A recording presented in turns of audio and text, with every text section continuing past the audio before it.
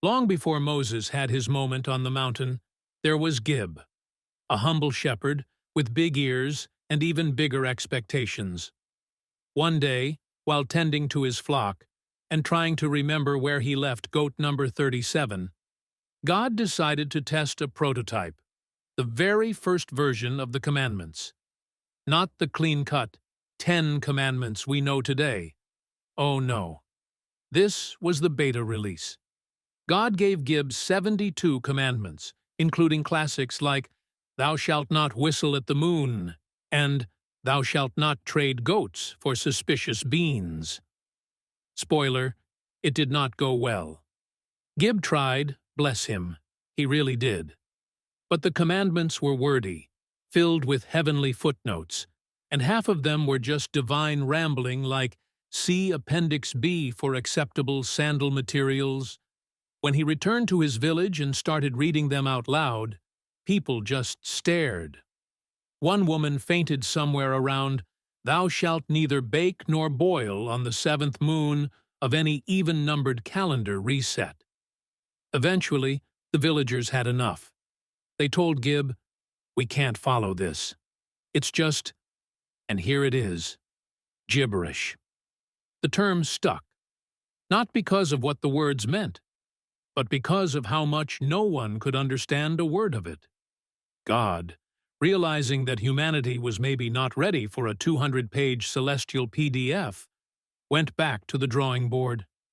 Years later, Moses would get the reboot, shorter, punchier, and mercifully less about sandal compliance.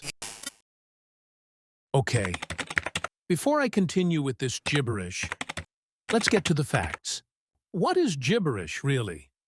Linguists define it as nonsense speech, stuff that sounds like language but doesn't actually mean anything, like a toddler explaining quantum physics or your manager during Monday meetings. The word gibberish showed up in English around the 1500s, but its origin, that's the real mess. Some folks think it comes from the word jabber, fast, silly talking.